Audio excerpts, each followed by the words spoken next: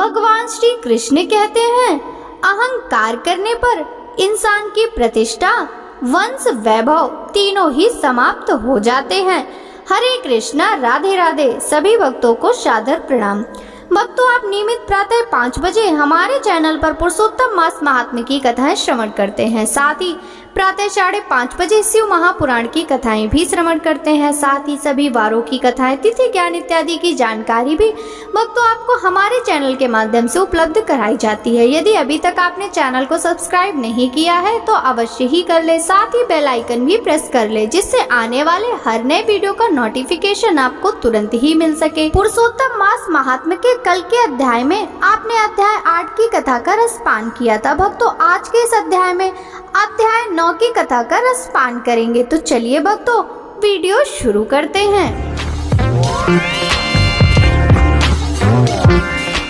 सूत जी बोले, तदंतर विस्मय से युक्त नारद मुनि ने मेधावी ऋषि की कन्या का अद्भुत वृतांत पूछा। नारद जी बोले, हे मुने, उस तपोवन में मेधावी की कन्या ने बाद में क्या किया और किस मुनि श्रेष्ठ ने उसके साथ विवाह किया? श्री नारायण बोले, अपने पिता को स्मरण करते करते और बराबर शोक करते करते उस घर में कुछ काल उस कन्या का व्यतीत हुआ। युद्ध से भ्रष्ट हुई हरणी की तरह घबराई, शून्य घर में रहने वाली, दुख रूप अग्नि से उठी हुई, भाव द्वारा बहते हुए अश्रु नेत्र वाली, जलते हुए हृत कमल वाली, दुख से प्रतिक्षण गरम श्वास लेने वाली, अति दीना घिरी हुई सरपड़ी की तरह अपने घर में संरुद्ध, अपने दुख को सोचती और दुख से मुक्त होने के उपाय को न देखती हुई, उस कृशोदरी को उसके शुभ भविष्य की प्रेरणा से संतावना देने के लिए उस वन में अपनी इच्छा से ही पर क्रोधी, जिनको देखने से ही इंद्र भयभीत होते हैं, ऐसी जटा से व्याप्त साक्षात शंकर के समान भगवान दुर्वासा ऋषि आए। हे नारद, भगवान कृष्ण ने राजा युधिष्ठिर से कहा, हे राजेंद्र, वह दुर्वासा आए जिसको कि अपनी माता कुंती ने बालापन में प्रसन्न किया था। तब उन सुपूजित महर्षि ने देवताओं को आकर्षण करने वाली विद्या उन्हें दी। और हे भूपाल, जिन्होंने सब देवताओं से नमस्कार किए जाने वाले मुझको भी रुक्मिणी के साथ रथ में बैलों की जगह जोता। दुर्वासा को बैठाकर रथ खींचते हुए जब हम दोनों मार्ग चलने लगे, तब चलते चलते मार्ग में अति तीव्र प्यास से सूख गए थे। तालु और होस्ट जिस रुक्मिणी के ऐसे जल चाहने वाली रुक्मिणी ने जब मुझे सूचित किया, तब कंधे पर रथ की जोत को रखे हुए चलते चलते ही पांव के अग्रभाग से पृथ्वी को दबाकर रुक्मिणी के प्रेम के वशीभूत मैंने भोगवती नाम की नदी को उत्पन्न किया।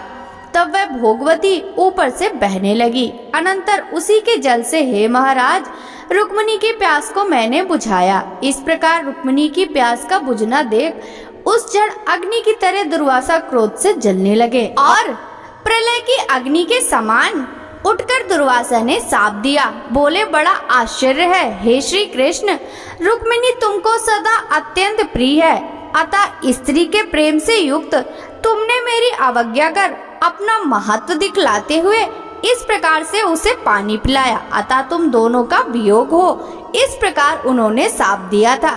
हे युधिष्ठिर, वही यह दुर्वासा मुनि है, साक्षात रुद्र के अंश से उत्पन्न, दूसरे काल रुद्र की तरह, महर्षि अत्रि के उग्र तप रूप कल्पवृक्ष के दिव्य फल, पतिव्रताओं के सिर के रत्न, अनसुईया भगवती के गर्भ से उत्पन्न, अत्यंत मेधा युक्त दुर्वासा नाम के ऋषि, अनेक तीर्थों के जल से भींगी हुई जटा से भूषित सिर वाले, साक्षात तपोमूर्ति दुर्वासा ऋषि को आते देखकर कन्या ने शोक सागर से निकलकर धैर्य से मुनि के चरणों में प्रार्थना की। प्रार्थना करने के बाद जैसे वाल्मीकि ऋषि को जानकी अपने आश्रम में लाई थी, वैसे ही यह भी दुर्वासा को अपने घर में लाकर अर्घ्य, पाद्य और विविध प्रकार के जंगली फलों और पुष्पों से स्वागत के लिए आज्ञा लेकर आदर पूर्वक पूजन मत। तदंतर, हे राजन, यह बाला बोली।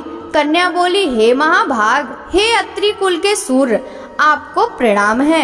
हे साधो, मेरी अभाग्य के घर में आज आपका शुभागमन कैसे हुआ? हे मुने, आपके आगमन से आज मेरा भाग्योदय हुआ है, अथवा मेरे पिता के पुण्य के प्रवाह से प्रेरित मुझे सांत्वना देने के लिए आप मुनि सत्तम आए हैं। आप जैसे महात्माओं के पांव की जो धूल है वह तीर्थ रूप है। उस धूल का स्पर्श करने वाली मैं आज अपना जन्म सफल कर चुकी हूँ। आज मेरा व्रत भी सफल है। आप जैसे पुण्यात्मा के जो आज मुझे दर्शन हुए हैं, अतः आज मेरा उत्पन्न होना और मेरा पुण्य सफल है। ऐसा कहकर वह कन्या दुर्वासा के सामने चुपचाप खड़ी हो गई। तब भगवान शंकर के अंश से उत्पन्न दुर्वासा मुनि मंदहास युक्त बोले। दुर्वासा बोले, हे द्विज सुते, तू बड़ी अच्छी है। तूने अपने पिता के कुल को तार दिया। ये मेधावी ऋषि के तप का फल है जो उन्हें ऐसी कन्या उत्पन्न हुई।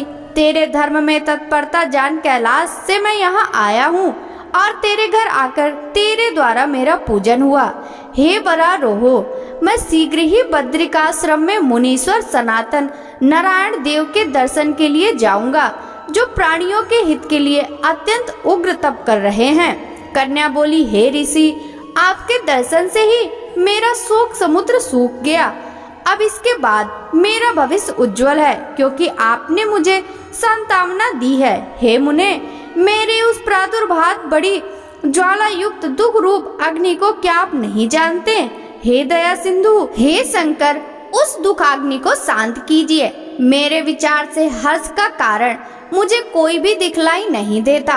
ना मुझे माता है, ना पिता है, ना तो भाई है जो धैर्य प्रदान करता। अतः दुख समुद्र से पीड़ित मैं कैसे जीवित रह सकती हूँ? जिस जिस दिशा में मैं देखती हूँ वह दिशा मुझे शून्य ही प्रतीत होती है। इसलिए हे तपोनिधे, मेरे दुख का निस्तार आप शीघ्र ही करें। मेरे साथ विवाह करने के लिए कोई भी तैयार नहीं होता। इस समय मेरा विवाह न हुआ है और न वृषली शूद्रा हो जाऊंगी, यह मुझे बड़ा भय है। इसी भय से ना मुझे निद्रा आती है, न ही मेरी भोजन में रुचि होती है। हे ब्राह्मण, अब मैं शीघ्र ही मरने वाली हूँ, यह मेरा इस समय निश्चय है। ऐसा कहकर आंसू बहाती हुई कन्या दुर्वासा के सामने चुप हो गई। तब दुर्वासा कन्या का दुख दूर करने का उपाय सोचने लगे। श्री नारायण बोले, इस प्रकार मुनि कन्या के वचन सुनकर और इसका अभिप्राय समझकर बड़े क्रोधित मुनिराज दुर्वासा ने उस कन्या का कुछ हित विचार पूर्ण कृपा से उसे देखकर सारभूत उपाय बतलाया। इति श्री बृहन्नारदीय पुरुषोत्तम मास महात्म्य नवमो अध्याय संपूर्णम। हरि शरणम। भक्तों, आगे की कथा का वृतांत हम कल के अध्याय में श्रवण करेंगे। पुरुषोत्तम मास महात्म्य की यह कथा यदि आपको अच्छी लगी हो तो इस वीडियो को लाइक कर ज्यादा से ज्यादा भक्तों के साथ शेयर कीजिएगा। साथ ही वीडियो के कमेंट बॉक्स में जय श्री राधे लिखना बिल्कुल भी मत भूलिएगा। आपसे मिलते हैं पुरुषोत्तम मास महात्म्य के अगले अध्याय की कथा के साथ। सभी भक्तों को हरे कृष्णा, राधे राधे, हरि बोल।